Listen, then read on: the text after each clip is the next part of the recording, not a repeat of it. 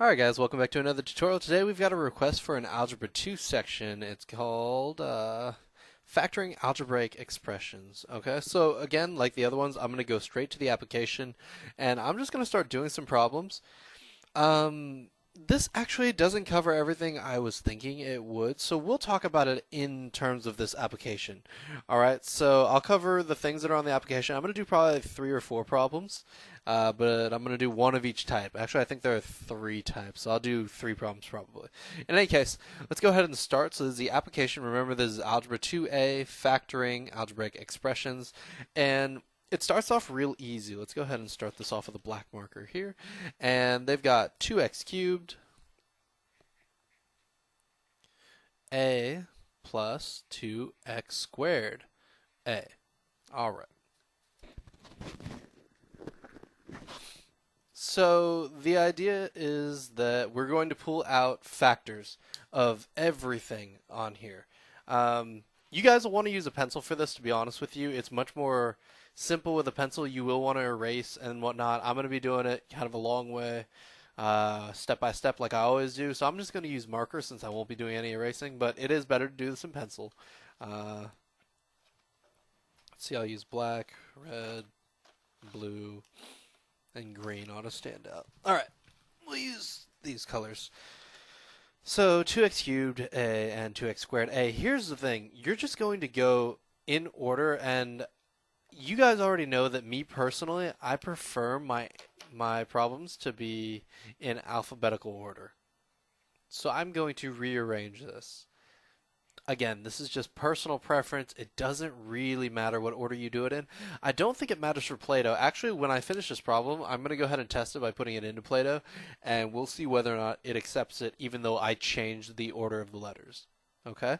So I changed the order of the letters, and what I'm going to do is I'm going to go in alphabetical order, starting with numbers. Okay? So just like we organize with a phone. So starting with numbers, I'm going to ask myself 2 and 2.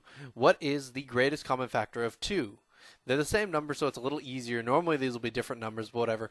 You would be looking for the greatest common factor. And so my greatest common factor is 2. That means I can pull out a 2. Okay? I know I can pull out a 2. Now take a look at the A. Over here we have just a regular A, and over here we have a regular A. So remember, when we take the greatest common factor of a variable, we can only pull out the lowest degree of that variable. So this is a to the first. This is a to the first. That must mean that the lowest degree on both sides is a to the first power. So I can pull out 1a here. And then I'm going to do, I don't know, I guess green. So now we have x's left over. X is the last variable, so we have x cubed and x squared. Alright? So which one of these has the lower degree, squared or cubed? So lower degree, remember, means the lower exponent, so the squared is the least one, so we can pull out an x squared. Now all we have to do is we replace our parentheses, and what's going to go inside of them is whatever is left over after we've pulled out what we did. So let's take a look, and we'll start with the left one over here, okay? So we pulled out a 2. From 2, that leaves us with 1. I'm not going to write 1 because it's essentially invisible, but if we pulled out a 2, that means that there is no number left here except for a 1. An a to the first. We pulled out an a. That means that we can't put an a back in here because a to the first, if we pull out that 1a, that must mean that there is 0 a's left. Now what about x cubed? X cubed, we pulled out 2 x's, but we had x cubed. That must mean that we pulled 2 from the 3. There's 1 x left. All right? Bring down your plus sign. And now we'll do the same thing with the right side. Here's a 2. We pulled out a 2. So there's an invisible 1. I'm not going to write it. There's an a to the first. We pulled out an a to the first. That must mean that there are no a's, so we're not going to write that either. There's an x to the second and an x to the second here. That means we pulled out 2 x's from 2 x's, which leaves you with no x's. So all you have left over here is that invisible 1 that you had earlier. Okay? So this entire problem comes out to 2ax squared, parentheses, x plus 1. One thing I will note for you guys is that, remember, I wrote it in this order, but it could easily have been 2x squared a and then x plus 1. Really doesn't matter. I'm going to write it in Play-Doh this way real quickly just to test to see whether or not they'll accept it. So give me one quick sec while I test this in Play-Doh. So let's see. 2, and I put ax squared.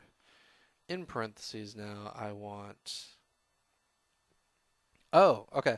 So in Plato, what they were looking for, by the way, is they ask you for your greatest common factor. So here's the original, or I guess you guys can see the whole thing. Here's the original problem. What you want is not what's in the parentheses. They're not asking you to factor it out. They're asking you what is the greatest common factor. So they're asking you for this part. Whatever you pull out, what is it that you pull out? So in Plato, they wanted this answer. Okay. By the way, when I put in this answer, they accepted it, which means that they'll also accept 2x squared a. It really doesn't make a difference. But the idea is this is what is left over. This is the greatest common factor. So it looks like your Plato application or your mastery test are probably going to look for you to pull something out, and whatever you're pulling out seems to be the answer. Okay, so there are more examples of this, but I'm going to skip to the next kind. So we're going to go one step harder. Give me one sec while I find one. Here we go. So I'm going to write the problem exactly as I see it on Plato, and I'm going to do this problem in pink. All right, so I have 9. You guys can't see that. Hold on one sec while I move the camera up a bit. All right. So you guys have 9 x to the 4th a squared plus 15 x to the 2nd a cubed, and they say it equals 3x squared a squared parentheses blank. So you don't know this, and they want you to solve for that. I probably should have done that in a different color. Give me one sec. I'm gonna go ahead and do that in black. That way it stands out a little bit. Like that. Okay, so that is the question as it stands. They want you to solve this equation, and they want you to figure out what is in parentheses. So you'll notice they already gave you this,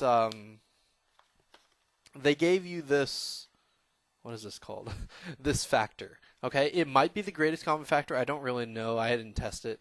But they pulled out this, and they want to know what's left inside. So basically, if you look at our last problem, they gave you this 2ax squared. They're starting you from the second area, and they're just asking you what's left over in here. So remember we said, all right, well, 2 and 2, a and a, x cubed, x squared. What's left over? Just 1x. So that's what happened. We're going to do the same thing for this one, but they already gave us half the problem. So let's take a look at it. I'm pulling off, and I'll do these in 3 different colors just so we have them. 3, and I'm going to write them in alphabetical order, by the way. A squared, x squared. Okay? And we pulled this out, so I'm going to go and put my parenthesis back in here, and let's see what's left over. So let's take a look at the top part. So here's a 9, but we pulled out 3. So what's left over? 3 times what equals 9? 3 times 3 equals 9. So that must mean that there's a 3 left from this left side of the equation. Okay? Now x to the 4th, we have an x to the 4th here. We pulled out an x squared here. So 4, we pulled out 2 of them. That must mean that there are still 2 x's left over. So that's another x squared. So I'm going to write that in. And you'll notice I'm leaving room. The only reason I leave room is because I plan to put the a there if I need it. But you'll notice we have an a squared here, and we pulled out 2 a's. So if we pulled out 2 a's from 2, what's left over is just that 1. It's that invisible 1. So there are no a's left, so I don't write any a's. Okay? So I had a 3 left over. I had an x squared left over. I don't have any a's left over. I'm done with this left side of the equation. So let's take a look at the right side. All right, we're going to do the same thing. 3 from 15. So if we pulled out 3 from 15, 3 times what equals 15? What is left over? And you got it. That's going to be a 5. So we got a 5 left over. And now let's talk about the x squared. So here's an x squared and an x squared. So we had x squared in the original equation. We pulled out 2 x's, which means we're left with no x's. So we don't write x for the second part of the equation. But what about the a cubed? We pulled out 2 a's. We have a cubed, which is 3 a's. That means we have 1 left over. So we're going to write 1a. If you want, you can put the little to the first power, but I don't recommend it because Plato won't accept that. All right? So then we'll just close our parentheses, and we are done. This answer is just going to be 3x squared plus 5a. And that's how that application works. It's just asking me to fill in these blanks.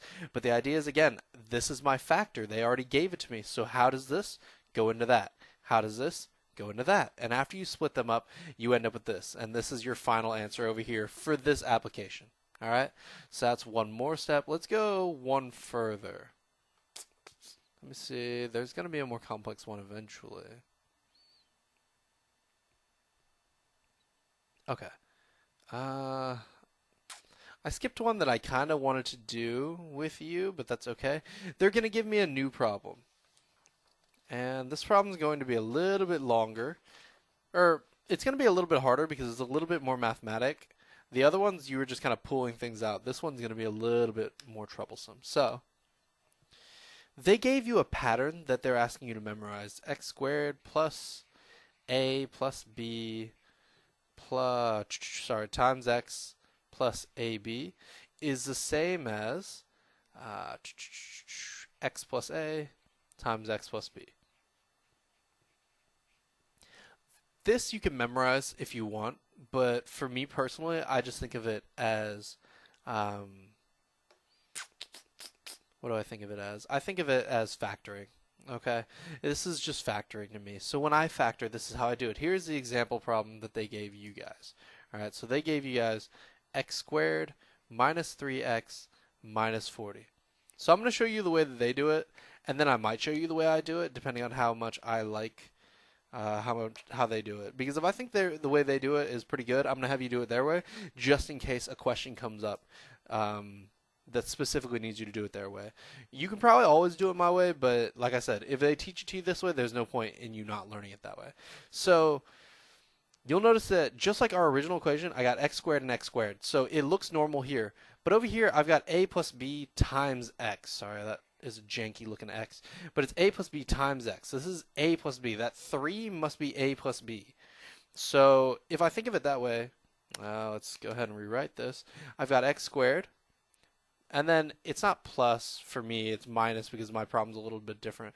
But anyway, it's plus all the factors of 3. It's whatever the factors of negative 3 could be. So plus the factors of 3. So let's go ahead and do the factors of 3 here. So what are two things that can multiply into negative 3? Well, negative 1 and 3 could be my factors. And so there's a plus sign between them. And then it could be a plus b. Sorry, my bad.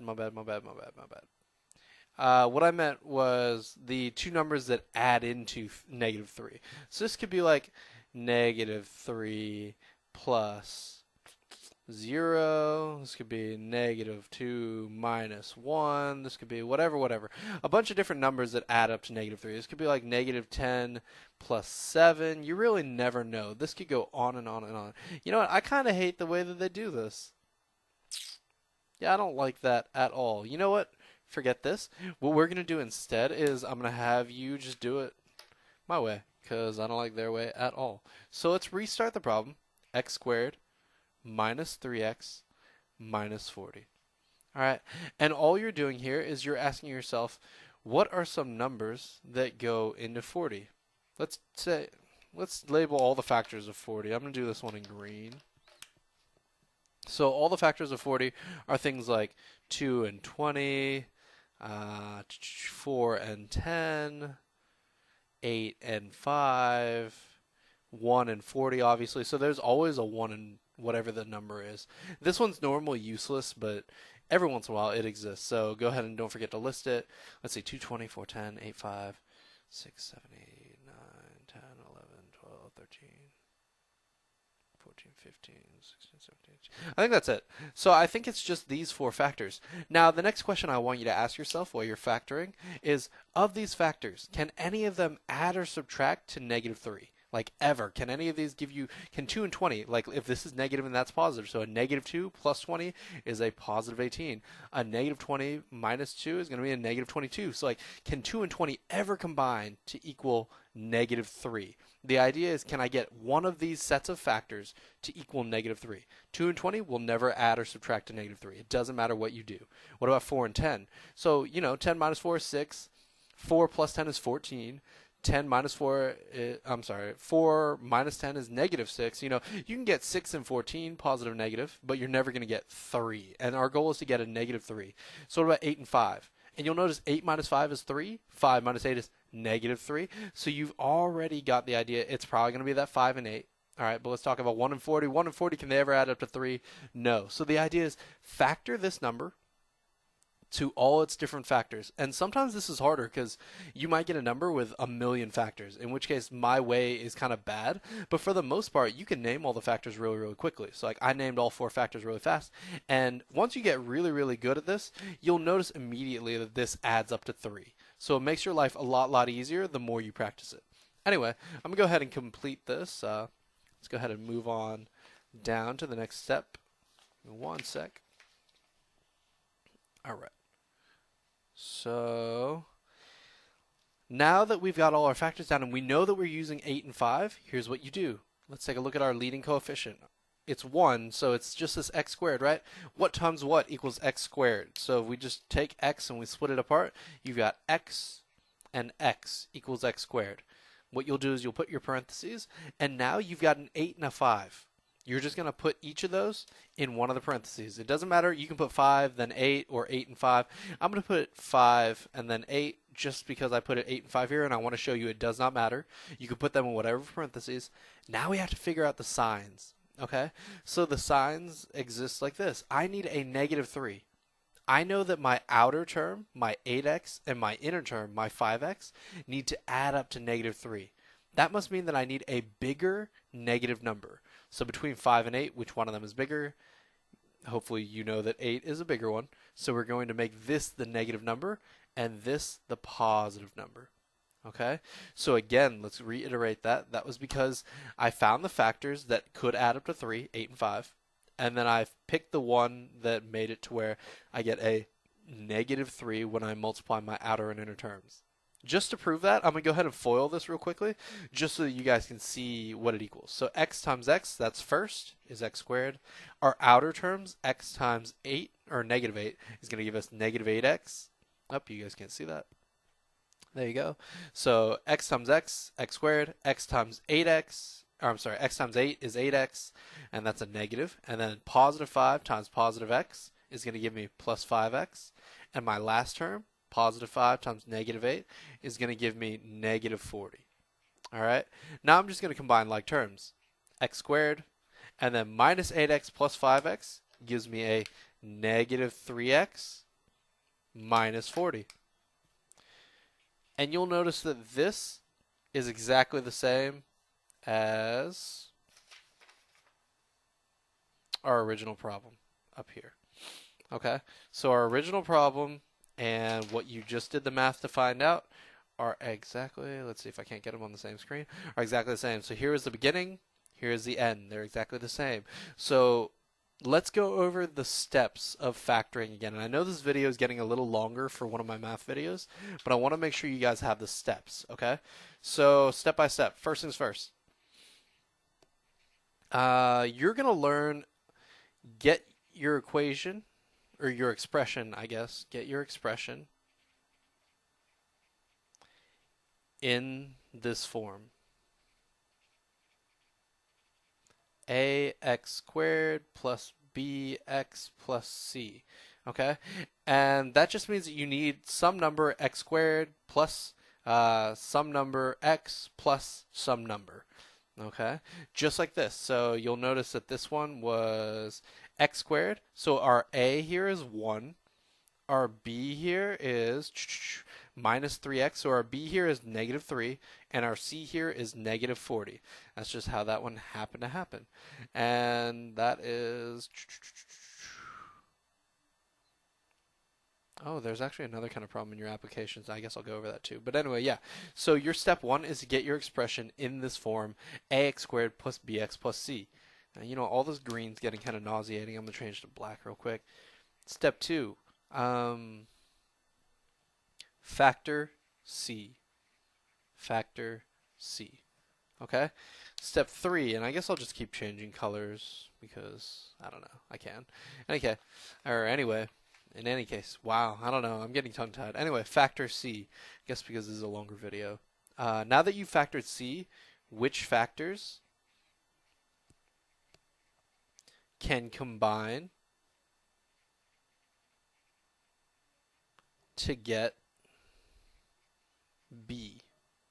Okay, so step one, get your expression in the form ax squared plus bx plus c, factor c, find out which factors combine to get b. All right. Step four, am I out of paper? Oh no, I have one sheet of paper left. So let's talk about step four real quickly.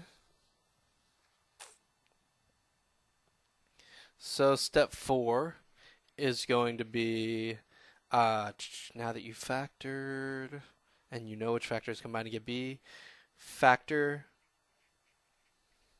your ax squared term. So, by the way, this step 4 is when you took the x squared and you broke it into x and x. So you want to get it like that. So I guess under here, I'll note real quick. This is like this, x and x. Step 5, you're going to put your chosen factors of c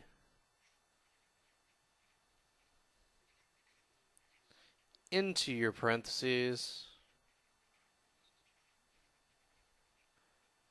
whatever, parentheses, I'm not going to finish writing that because I ran out of room, but that would be like me going, alright, well here's x, and then x, and what were our factors last time? Last time we used 5 and negative 8, so I wrote like 5, negative 8, well, you didn't know that was negative yet. Sorry about that. So 5 and 8, just like that. And then step 6. This is going to be the last step, and I guess we'll put this in green or in red because I can. Step 6. Now we're going to determine what signs to use. And I'm going to actually give you guys the rules for that too. But determine what signs to use where. This would be like x5, x8, and now I have to determine my signs, so that would be me going, okay, well I need a higher negative number, so a negative 8 is better, in which case I have a positive 5. Okay? I've actually written way better notes on this. I'll have to go find those. Feel free to ask me about factoring some more, because there is a different way to do this. There are a lot of different ways to factor. This is just the way that I would use if you don't have anything bigger than 1 in your A position. So as long as it's, still just x squared or y squared, c squared, you should be fine. Okay? So that is how you factor. And give me one sec. What we're going to do is there's one more application problem that I did not see earlier. Oh, never mind. I'm not really sure what 13, 14, and 16 are, 15 and 16 are doing in your application. It's not actually doing anything difficult. They already worked the entire problem out for you. I'll show you guys what they've got written down. It's factoring by grouping, which I have a video for this somewhere or another on the channel already, but I'm going to go ahead and show you what they did. So they literally give you this. They give you 4x squared plus 12x plus 5, and then they do a bunch of things. I'm going to draw it exactly like they have it. They have something pointing from the 4 and the 5, they go 20, and then they go 10, 2, and they go 4x squared plus 10x plus 2x plus 5, and then they go 4x squared plus 10x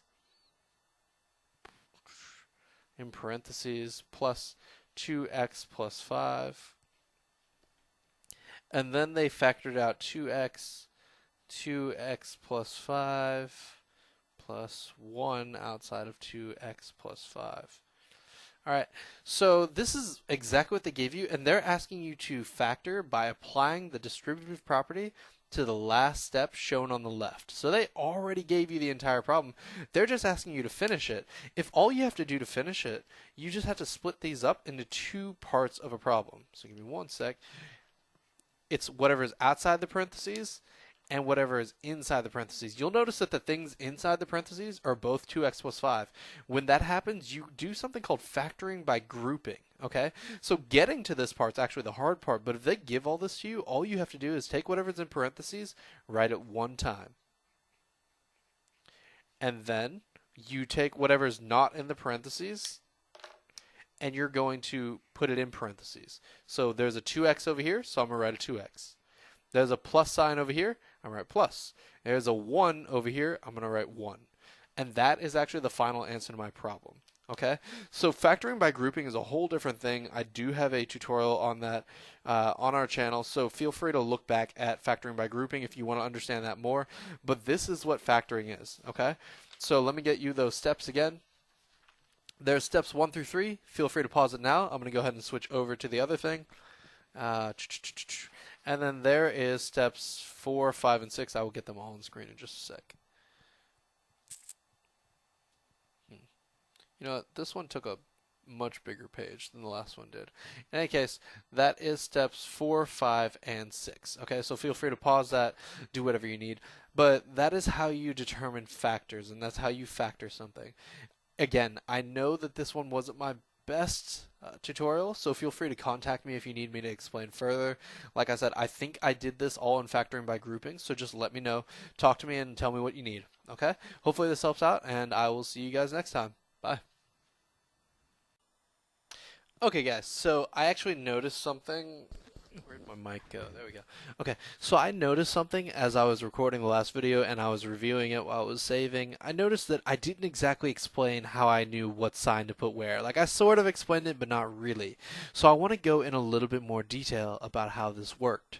Okay, so I had a negative 40 up here. And this, by the way, just in case we need to play catch up, this was your original problem, x squared minus 3x minus 40. We found all its factors. We decided that 8 and 5 were going to work. So then I wrote them out. X 5, x 8, I need to find the signs. So this is a step we're on. We're at the step for deciding what sign to use. Okay.